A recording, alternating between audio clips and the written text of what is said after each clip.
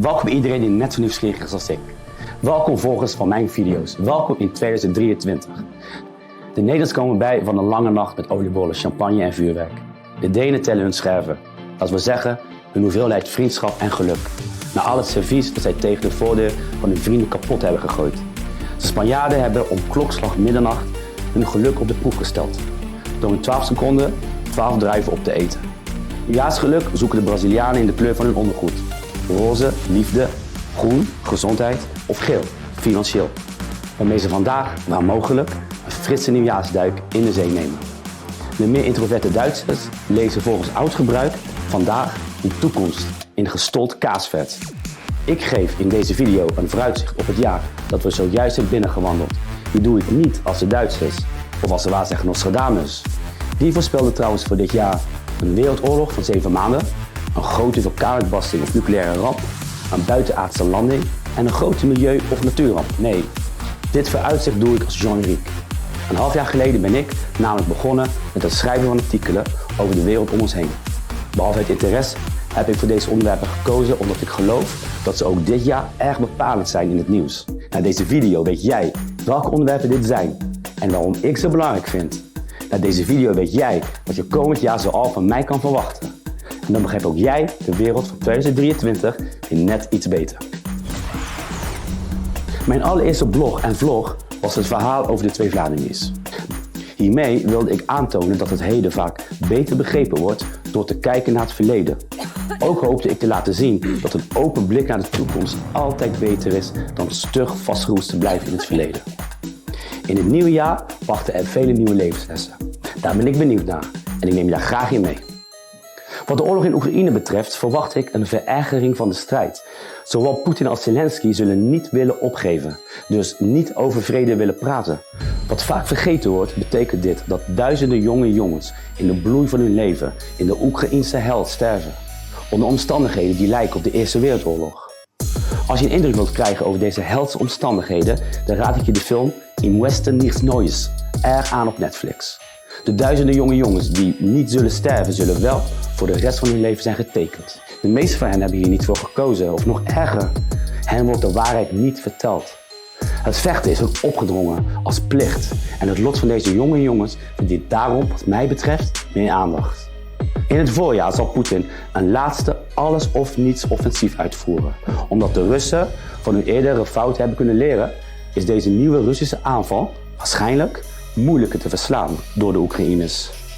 Maar de NAVO-steun aan Oekraïne is nog onverminderd groot. En de NAVO, de koplopende Verenigde Staten, hebben zich zo ingegraven in dit conflict dat elke uitkomst anders dan een Oekraïense overwinning levensgevaarlijk kan zijn voor het westerse blok.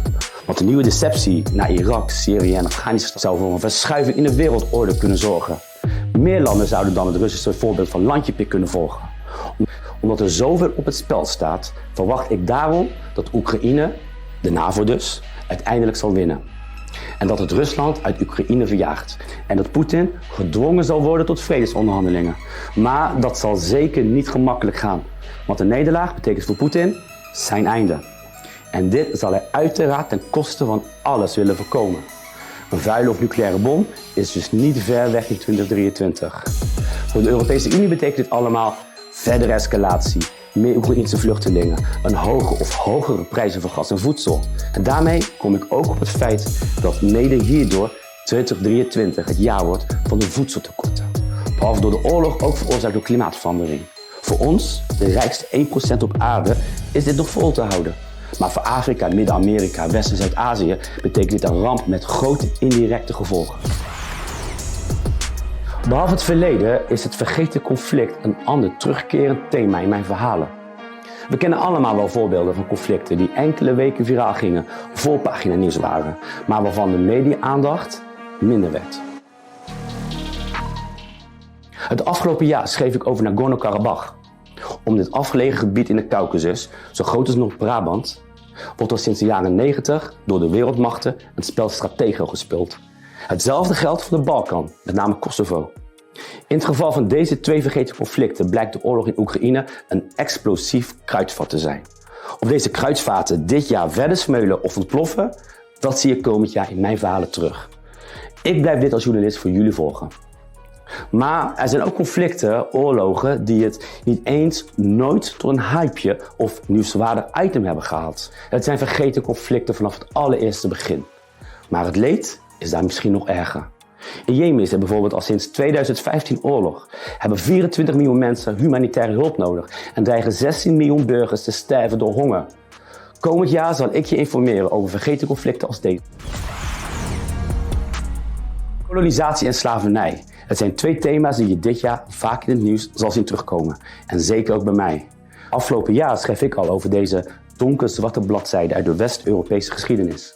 Naar aanleiding van de dood van Queen Elizabeth II en de symbolische begrafenis van het Britse koloniale rijk. Op 6 mei zal haar zoon, Karel III, gekroond worden. Net als bij het vergeten conflict wil ik graag een stem geven aan het ongekende leed van het altijd ongehoorde deel van de mensheid, de gekoloniseerde wereld. Ik zal jou bijvoorbeeld onbekende verhalen vertellen over de Franse kolonisatie in de Cariben en de Franse neokolonisatie in Afrika. Zoals ik in een andere video vertelde, zijn de westerse samenlevingen zich gelukkig steeds bewuster van eeuwenoude misstanden en ongelijkheden. Bovendien proberen deze samenlevingen oprecht in het reine te komen met hun bloedige verleden. 2023 staat voor Nederland dan ook in het teken van excuses voor de slavernij. En ook in andere Europese landen zal dit jaar het debat en de roep om excuses steeds groter worden. Ik ben ervan overtuigd dat wij in een periode leven van grote maatschappelijke veranderingen. We bevinden ons op een scheidslijn in de geschiedenis. De wereld van voor de kredietcrisis van 2007 zal totaal anders zijn dan de wereld van na dit decennium. Door de groei van populisme en het geloof in complotten en de onwil en het onbegrip bij de mainstream zullen, met name in de westerse samenlevingen, mensen steeds meer tegenover elkaar komen te staan. Waar afgelopen jaar de Braziliaanse en Italiaanse verkiezingen mijn speciale aandacht hadden, met tegenovergestelde effecten, resultaten, hebben dit jaar de Turkse verkiezingen op 18 juni mijn speciale aandacht. Ook dit jaar heb ik speciaal aandacht voor het nieuws uit Frankrijk. Ik verwacht een turbulent jaar voor Macron. Dus veel protesten en stakingen. Misschien een heropleving van de gele hesjes. Maar een grote ongenoegen dat zullen we in heel Europa zien. Vooral in Engeland. In Nederland verwacht ik groter wordende spanningen op maatschappelijk gebied. Meer polarisatie. Ik ben bang dat de mainstream journalistiek in Nederland steeds meer onder vuur komt te staan bij een deel van de bevolking. En dat zij hun proteststem steeds feller zullen laten horen. Maar hoe sommige vooruitzichten ook zijn. Voor mijn en jouw persoonlijke leven ga ik uit van het beste jaar ooit. Vol geluk, gezondheid, liefde en succes. En dat wens ik jullie allemaal toe uit de grond van mijn hart. Laat in je eigen leven 2023 je niet door enige negatieve verwachting of vooruitzicht bepalen. Leef je leven als nooit tevoren. Beste volgers, bedankt voor jullie aandacht en interesse. Als je benieuwd bent geworden naar meer van mij in het nieuwe jaar, abonneer je dan op mijn kanaal. En dan zie ik je snel hier weer terug. Happy New Year!